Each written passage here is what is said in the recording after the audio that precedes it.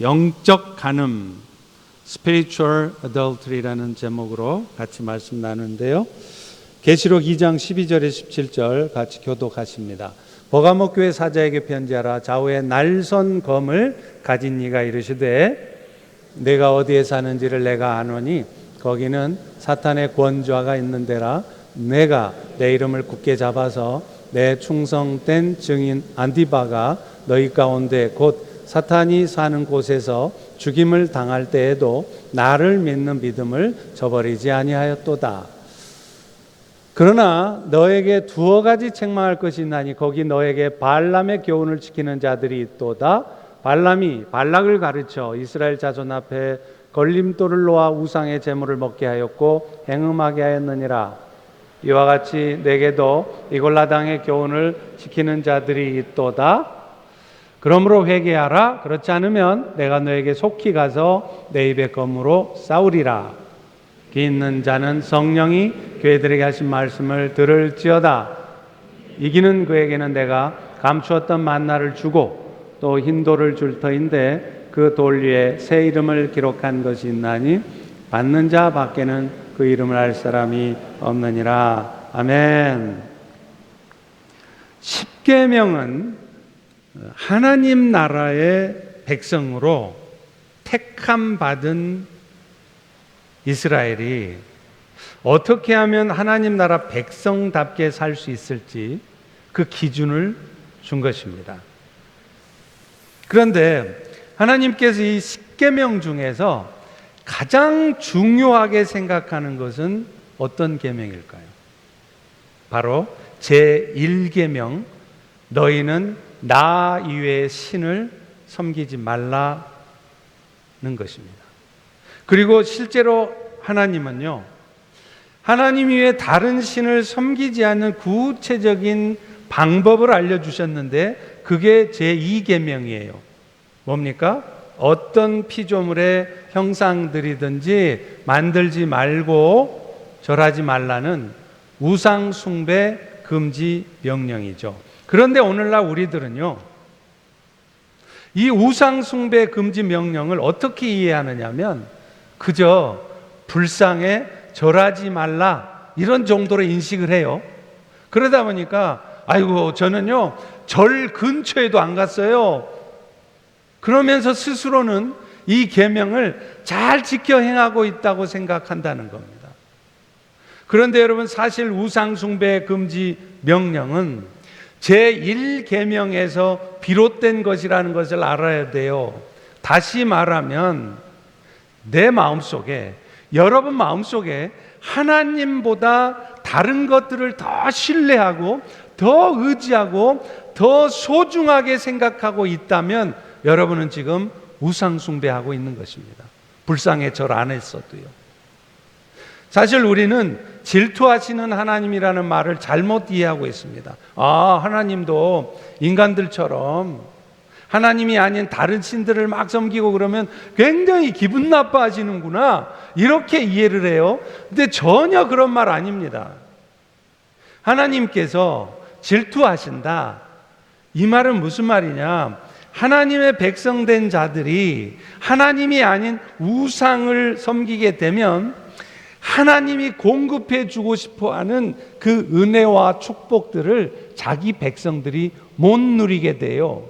그러면 하나님은 그것을 너무 슬퍼하시고 안타까워한다, 이 말이 하나님은 질투하시는 하나님이다, 이 말입니다. 따라서 여러분이 지금 하나님을 섬겨요. 섬기긴 섬기는데 하나님보다 더 소중하게 여기는 뭔가가 있어요. 그렇다면 여러분은 그리스도의 정결한 신부로 부름받은 성도들, 여러분이 영적 간음을 하고 있는 것이고 그것은 결국 여러분 손해입니다.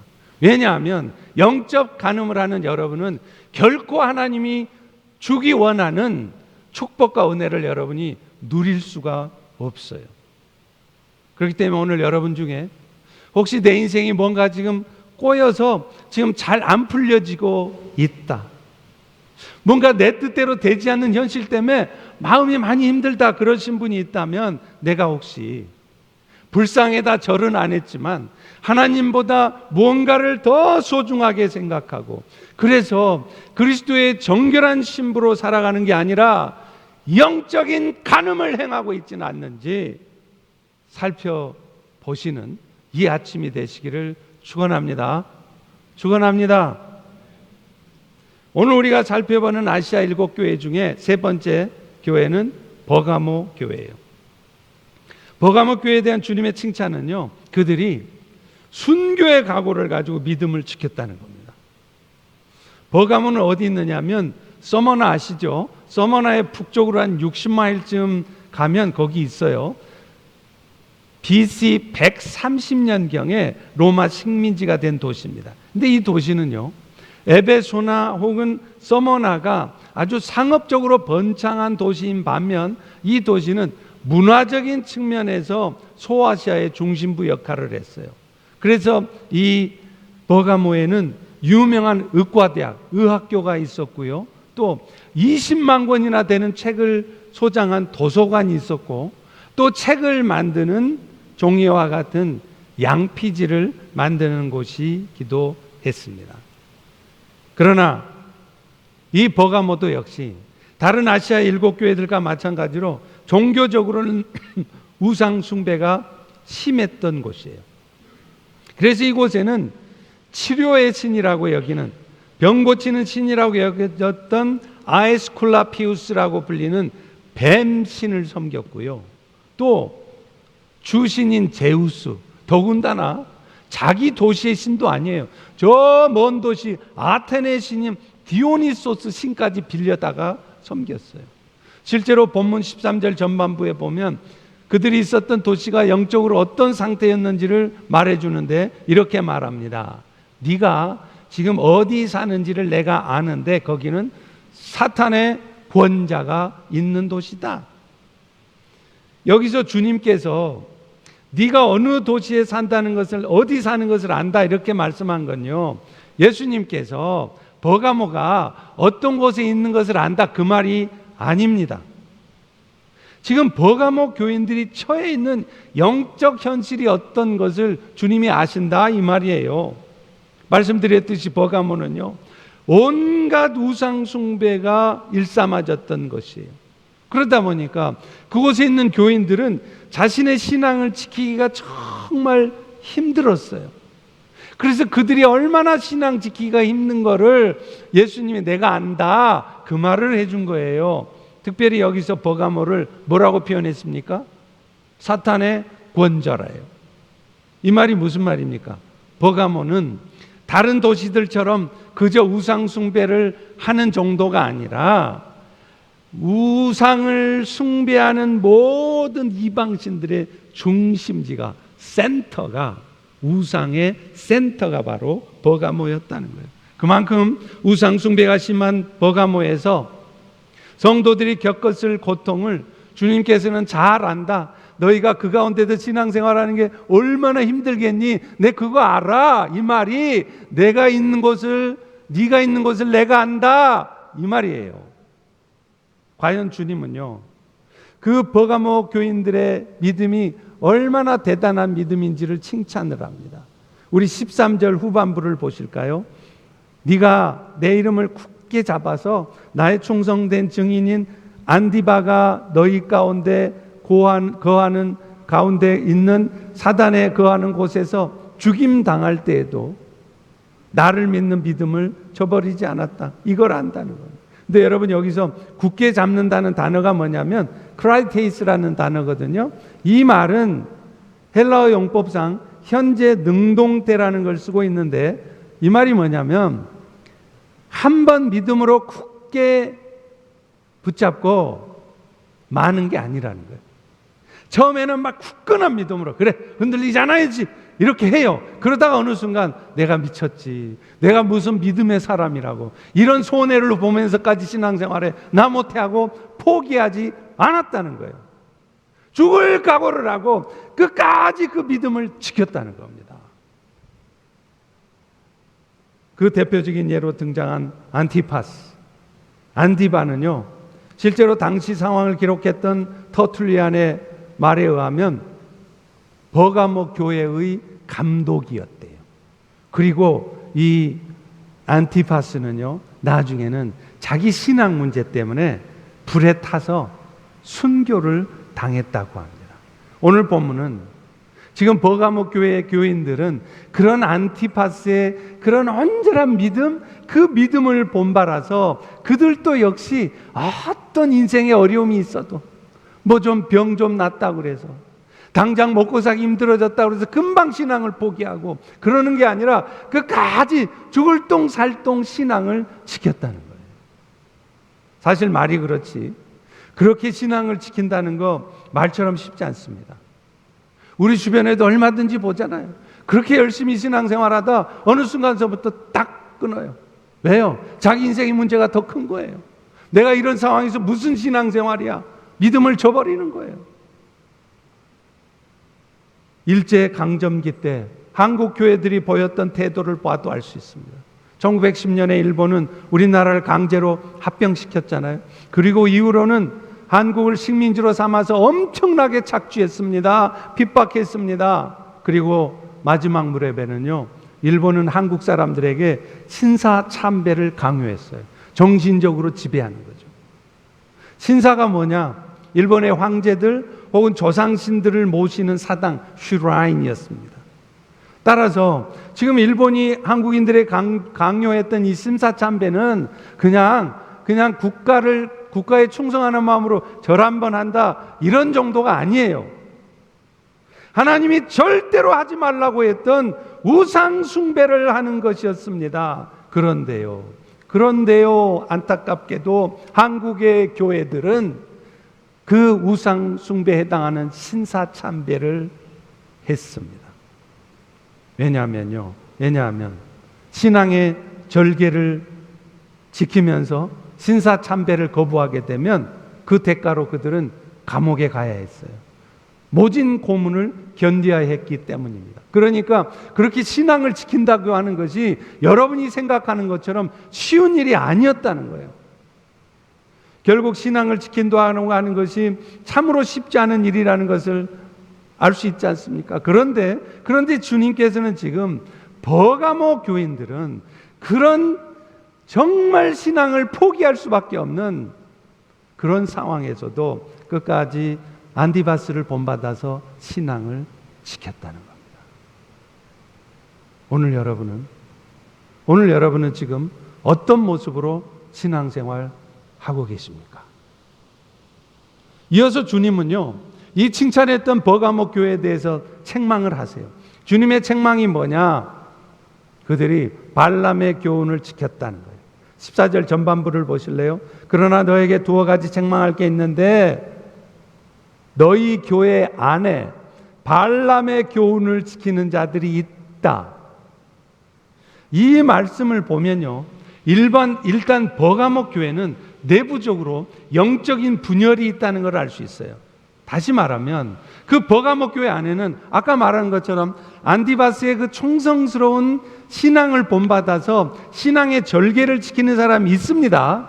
그런데 반면에 그 버가모 교회 안에는 발람의 교훈을 따르면서 신앙의 절개를 저버린 사람들이 있다는 거예요.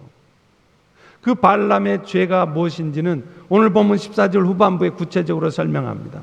발람이 모압 왕 발락을 가르쳐 이스라엘 자손 앞에 걸림돌을 놓아 그들이 우상의 제물을 먹게 하고 행음하게 했다. 실제로요, 민수기 22장에서 25장까지 살펴보면 그 발람 선지자에 대한 말씀들을 보면 그는 하나님의 백성들로 하여금 이방 사람들, 이 모압 사람들과 자폰을 하게 하고요, 그래서 결국 그들로 하여금 우상 숭배에 빠지게 하는 일을 했던 사람이 발람이라고 설명이 되어 있어요.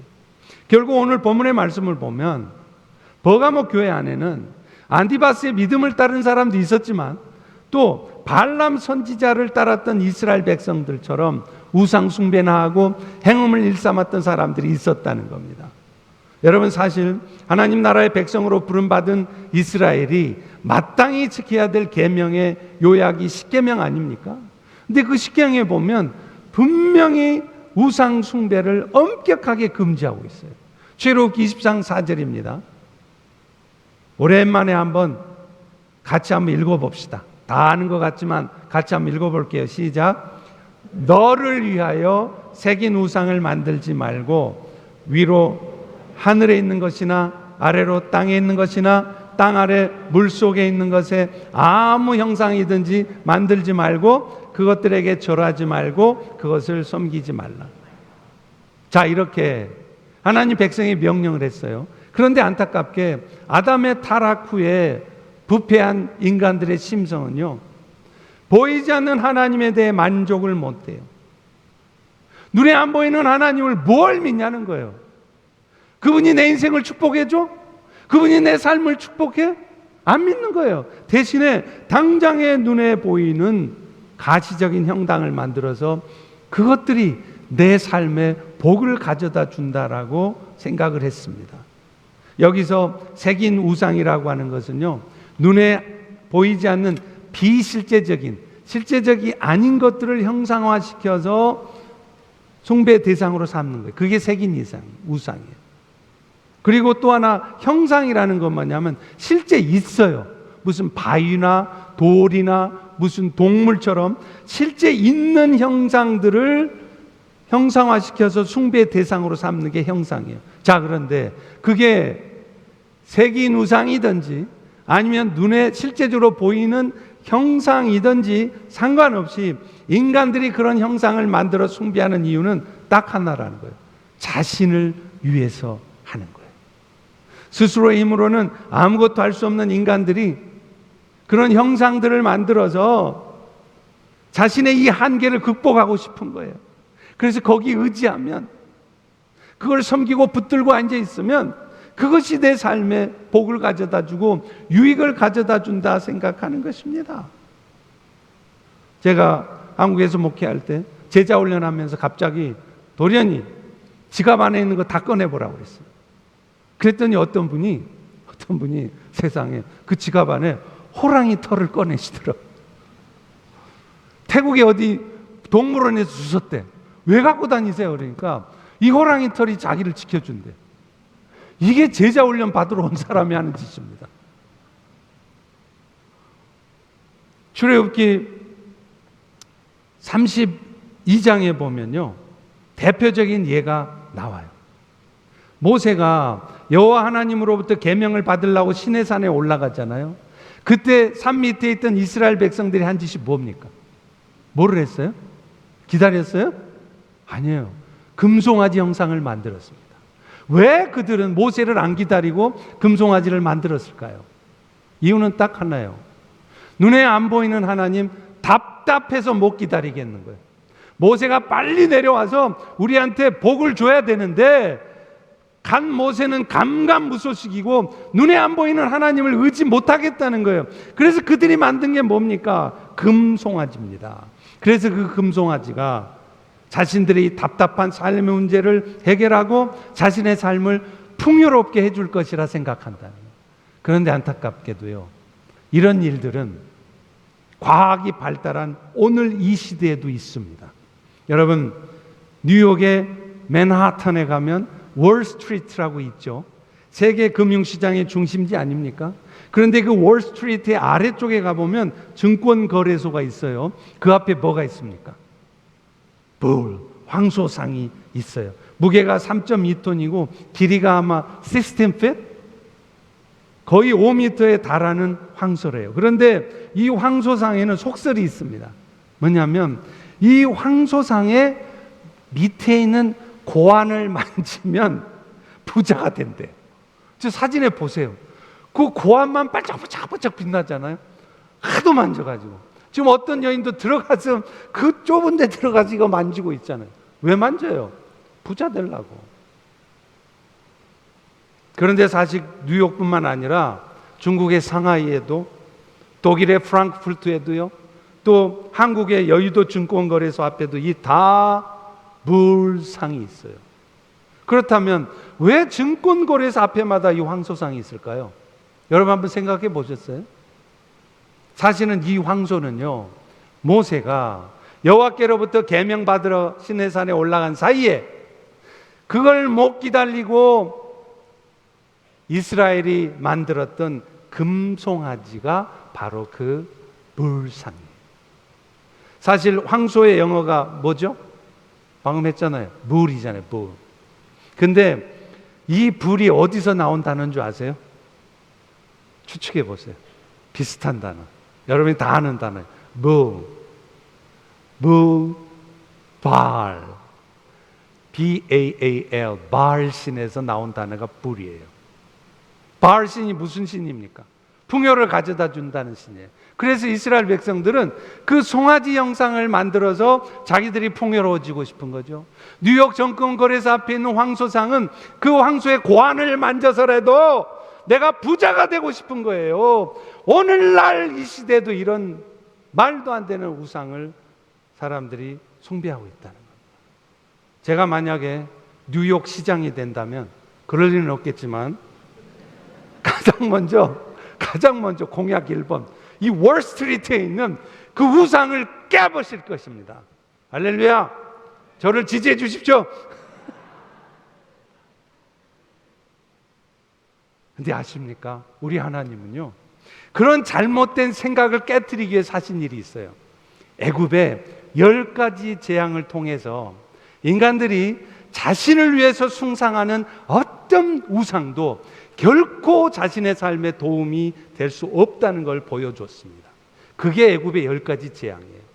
여러분, 애굽의 10가지 재앙 중에 첫 번째 재앙이 뭐였죠?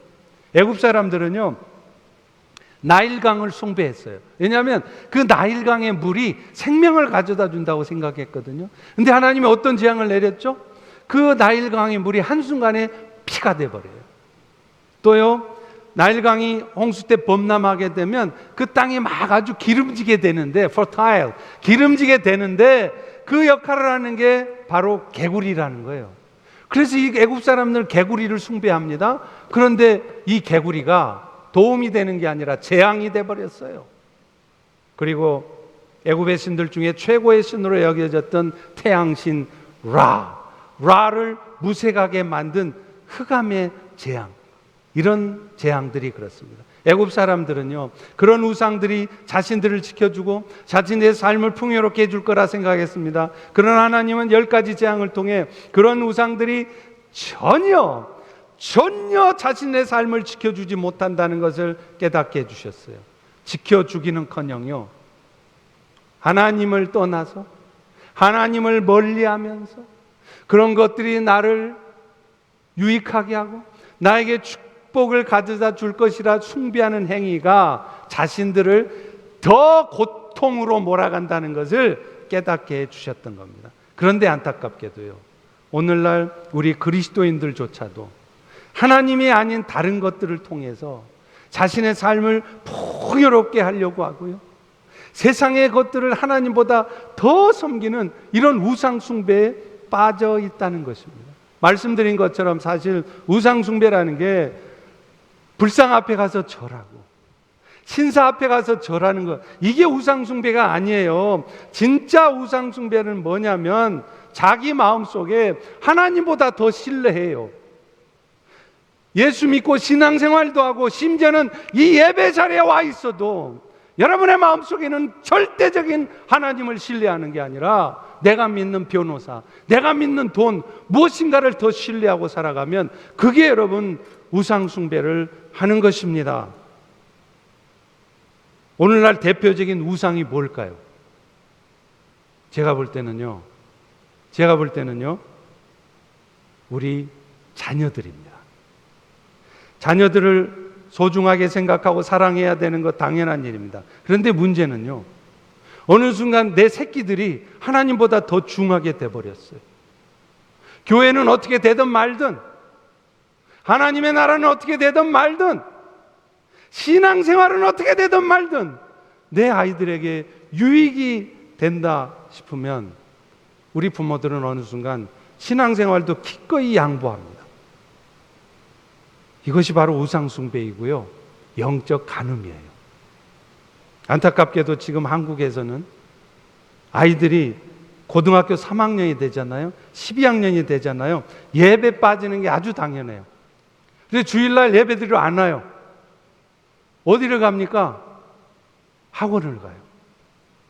고3이 아니라 이제는 고2만 돼도, 주니어만 돼도 주일 예배를 빠진대요. 그래서 지금 한국 교회는 중고등부의 예배가 고2, 고3이 되면 출석률이 절반 아래로 떨어진다는 거예요.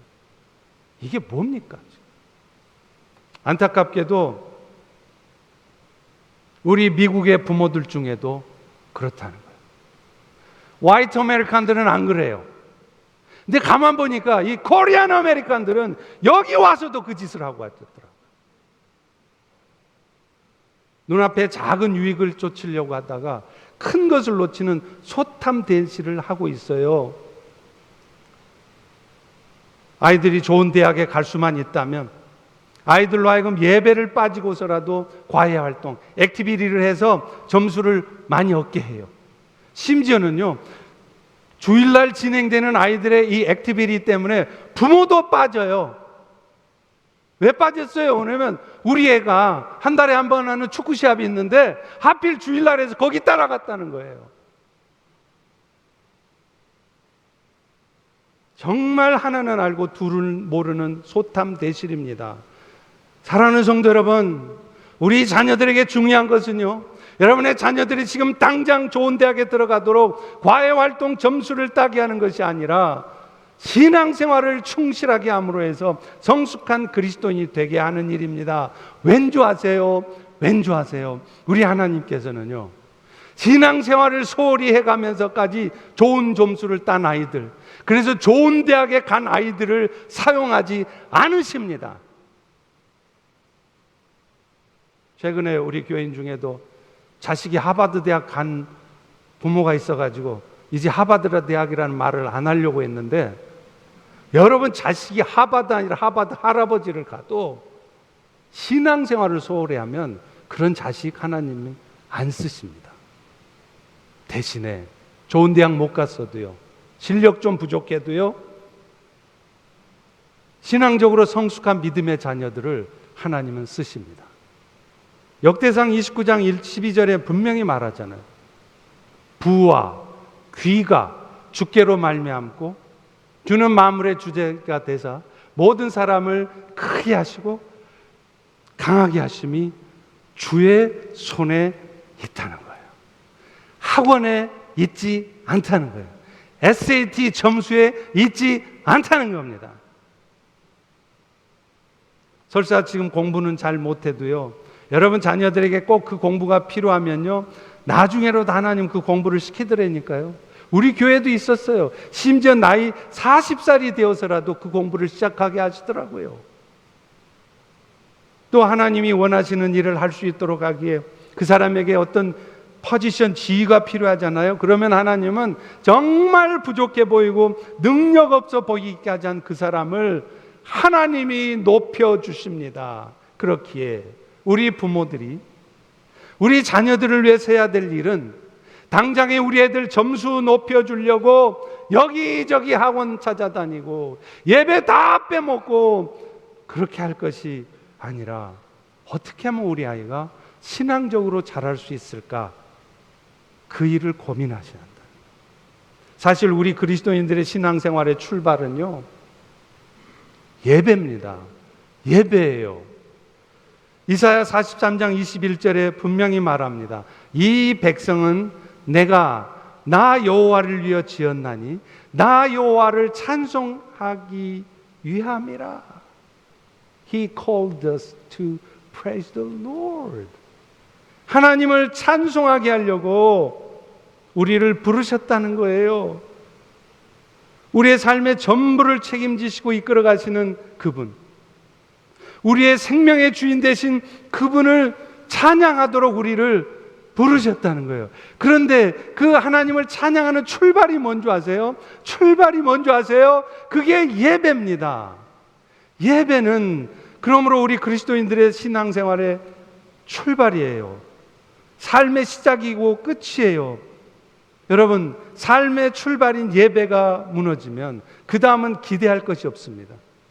오늘 이 자리에 앉은 여러분 중에 그동안 예배를 흐지부지 했습니까?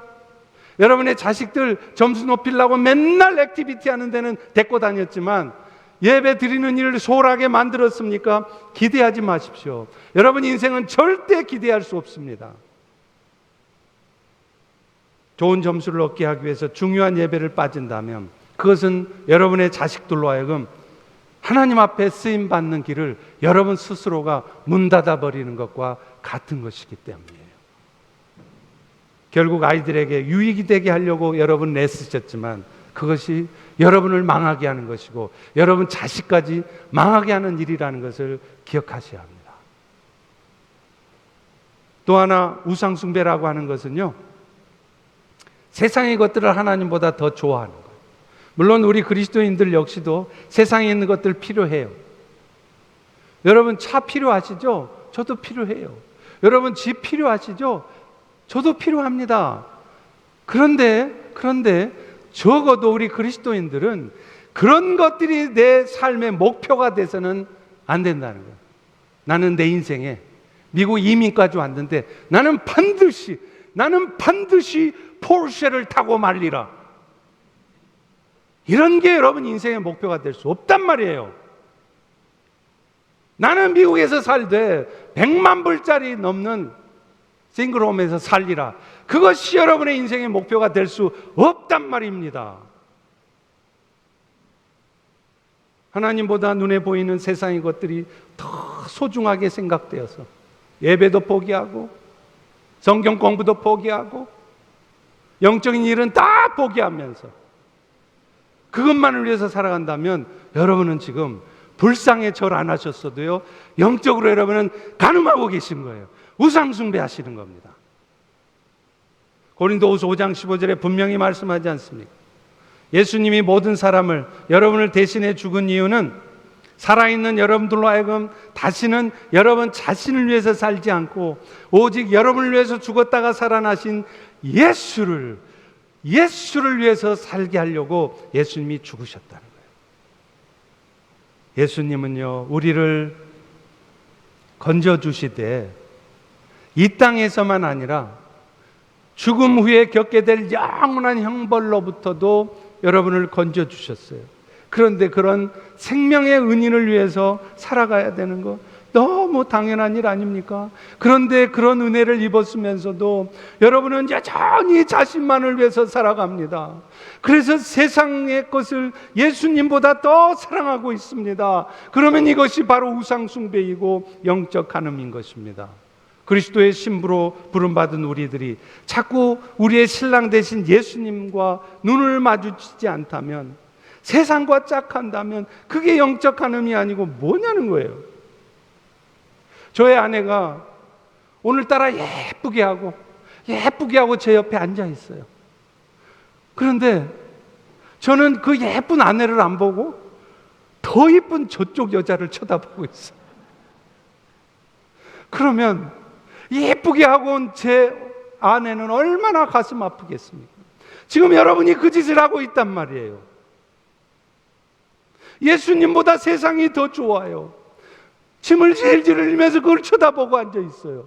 내가 어떻게 하면 저걸 얻을 수 있지? 내가 어떻게 하면 나는 저렇게 살 수 있지? 그럴 때 그런 여러분의 모습을 보는 예수님의 마음이 얼마나 찢어지겠습니까? 세상과 짝하는 가운데, 영적인 간음 가운데 살아가는 여러분을 이 순간에 얼마나 하나님이 안타까워하시겠냔 말이에요. 어제 아침에 인도의 박상수 선교사님의 선교 보고를 들으면서 저는 참 많은 은혜와 도전이 됐습니다. 선교사님은 인도에 들어가셔서 고아와 과부들을 돌보는 사역들을 하시더라고요. 여러분, 오늘 우리는요, 자기 자식 한두 명도 키우기 힘들다고 아우성이에요. 뭐 별일 가지고 난리예요. 그런데 그분들은요, 아무런 연고도 없어요. 피 한 방울 안 섞인 그 고아들을 한두 명도 아니고 수백 명을 키우고 있습니다. 여름에는요, 워터멜론 파티, 수박조차 먹지 못하는 아이들에게 여름에 수박을 먹게 해준대. 그러면 그 수박 먹으려고 애들이 막 버글버글 쫓아온대요. 그러면 선교사님이 그 수박을 줘요. 그러면서 얘들아, 이 수박 안에 까만 씨가 있지 않니? 이게 바로 너희들 안에 있는 죄란다 하면서 그 아이들에게 복음을 전해요. 놀랍게 많은 아이들이 그 파리에서 예수님을 영접한다는 거예요. 또 선교사님의 딸도요, 부전 여전이라고 말레이시아에 있대요. 근데 딸이 섬기고 있는 교회는 모든 성도들이요, 휴가를 가면 전부 선교지로 간답니다. 산으로, 들로가 아니라 휴가철만 되면 다 선교지를 하나씩 정해서 간다는 거예요. 저도 간절한 바람이 있다면요, 우리 교인들도 매년 휴가를 선교지로 갔으면 좋겠습니다. 할렐루야. 열심히 돈 모아서 크루즈 여행 가는 것이 여러분의 꿈이 되지 않기를 소망합니다. 열심히 돈 모아서 그런 선교사님이 운영하시는 고아원에 워터 파리 멜론을 더 많이 할 수 있도록 후원금을 보내는 것, 그것이 여러분의 인생의 목표 되기를 소망합니다. 열심히 돈 모아서 세상 엔조이 하면서, 크루즈는 어디가 크루즈가 더 좋지? 어디 크루즈가 더 싸지? 하면서 세상 엔조이하고 편안하게 신앙생활하는 것이 아니라 열심히 돈 모아서 매년 선교사님들이 거하는 곳에 가서 일주일 내내 불편하게 자도 한 주간 동안 복음 전하는 일에 마음을 쏟는 그런 여러분들이 되시기를 주의 이름으로 축원합니다.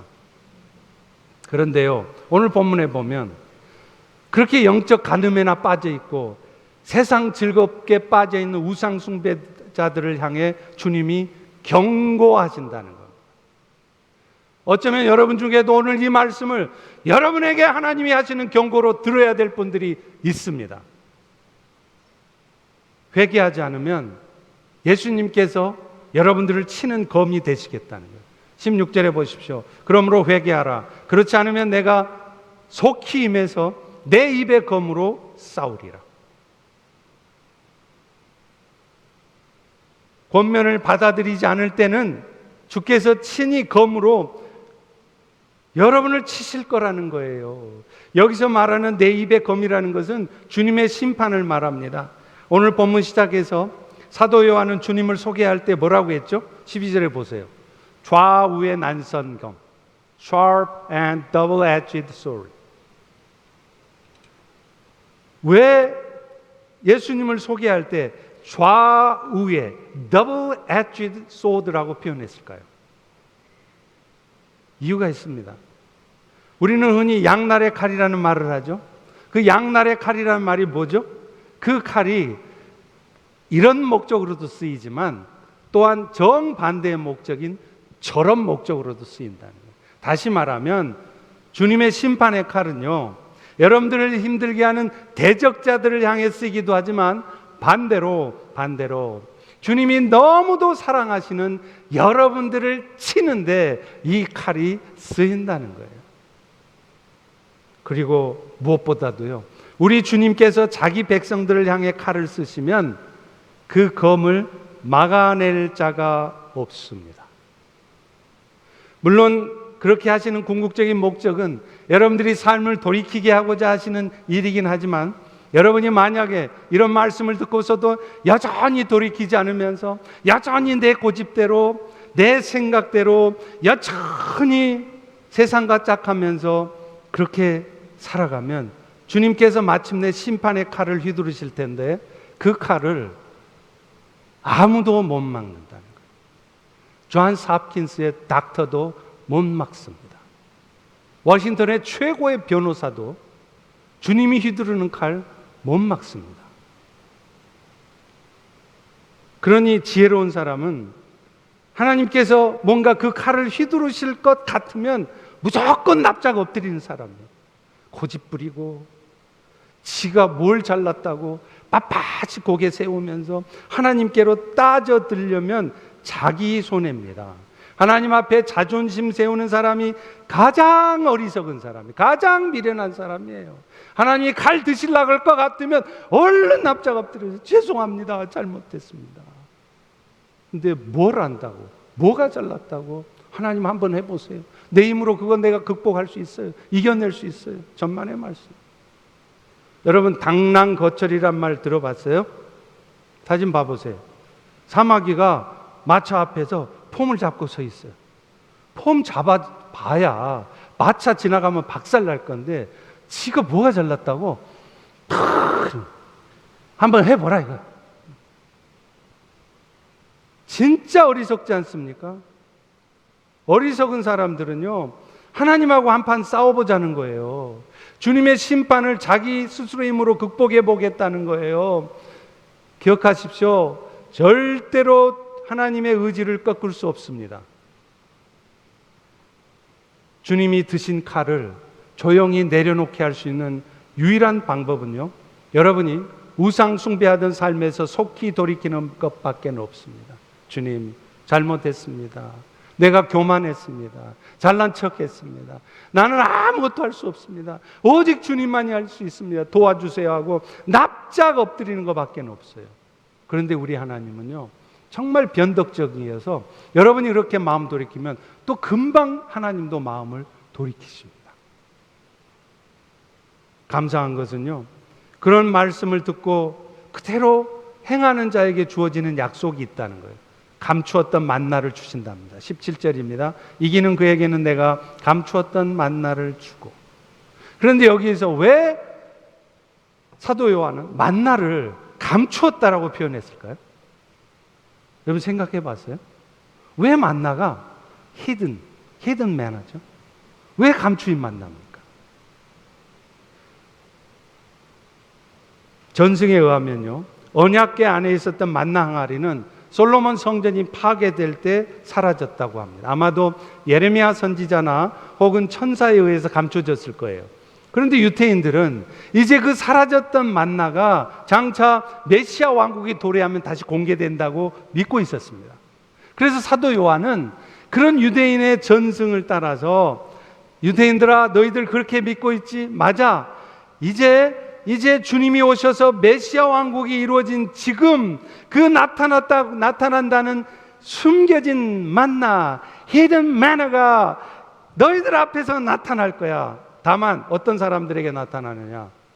주님의 말씀을 듣고 겸손하게 그 말씀을 받아들이고 영적 간음에서 돌아서서 우상 숭배에서 돌아서서 이제는 하나님 한 분만을 섬기겠다고 결단하는 자들에게 주어진다는 것입니다. 말씀을 맺겠습니다.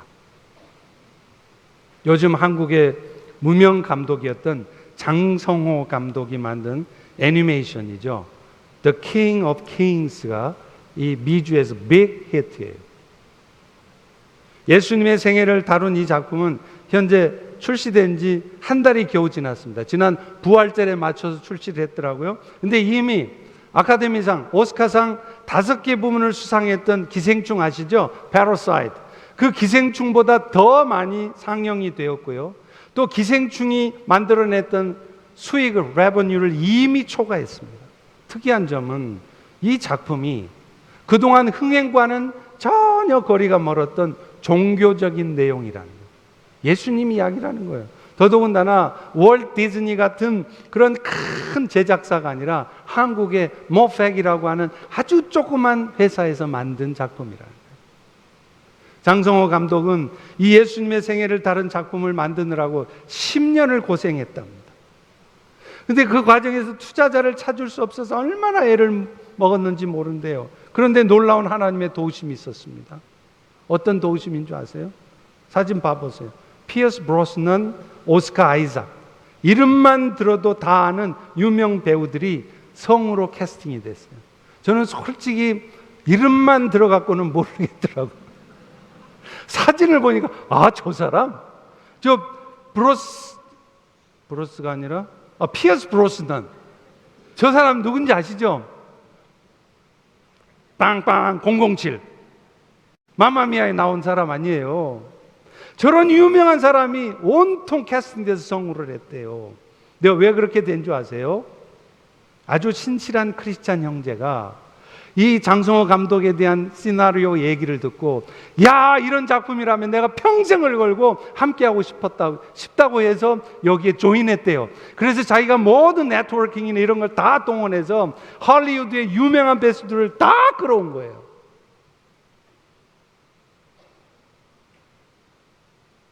그런데 이런 엄청난 일이 있기 전에 장성호 감독에게도 간증이 있더라고요. 뭐냐면 자기가 그동안은 세상적인 일에만 매여 살았대. 자기 탤런트를 가지고 돈 버는 데만 집중하고 그렇게 정신없이 살고 있는데 어느 날 하나님이 찾아오셔서 말씀하시더라고요. 성호야, 내가 너에게 그런 탤런트를 준 것은 그런 세상적인 것들을 열심히 해서 돈 많이 벌라고, 그래서 풍요롭게 살라고 주신 게 아니다 말씀을 하시더래요. 결국 그는 자신이 그동안 세상적인 차원에서만 집중하며 살았던 삶에 대해서 회개하고, 내가 이제부터는 예수님의 생애를 전하는 일에 내 인생을 걸어야 되겠다고 결단했대요. 그리고 그때부터 하나님께서 이 모든 일들을 이루어내신 겁니다. 할리우드의 유명 배우들이 다 캐스팅되게 하시고요, 투자자가 생기게 하시고요, 그리고 마침내는 북미 박스 오피스에서 2위에 랭크되는, 그래서 한순간에 이 장성호 감독이 세계적인 감독이 되게 하신 거라는 거예요. 사랑하는 성도 여러분, 바로 어제까지도 하나님보다 세상을 더 사랑하심으로 영적 간음에 빠져 있었다 하실지라도 오늘 여러분이 이 생명의 말씀을 듣고, 그렇지, 나도 이제 돌이켜야 되겠구나 하고 마음을 돌이키로 결심하면 하나님은 그런 여러분에게도 장성호 감독에게 일어났던 일과 같은 일이 일어나게 하실 줄로 믿습니다. 돈 없다고 탓하지 마세요. 건강하지 못하다고 탓하지 마세요. 여건 안 된다고 탓하지 마세요. 오늘 이 아침에 여러분 삶에도 더 이상 세상을 우상으로 삼지 않겠다고 결단하는 가운데 그 숨겨졌던 만나를 맛보게 되는 축복이 있기를 주의 이름으로 축원합니다. 기도하겠습니다. 하나님, 오늘도 버가목교에 주셨던 그 말씀, 오늘 우리에게 주신 말씀으로 받습니다. 나는 불상에 절 안 했기 때문에 우상숭배 아니라고 말하는 것이 아니라, 주님, 알고 보니 내가 하나님보다 더 세상을 사랑했습니다. 내 자식을 하나님보다 더 소중하게 여겼습니다. 하나님, 이런 영적 간음으로부터 돌이키기를 결단하오니 나에게 숨겨졌던 만나를 맛보게 하옵소서. 이렇게 기도하는 우리 모두 되게 도와주시옵소서. 예수님의 이름으로 기도합니다. 아멘. 우리 다 일어나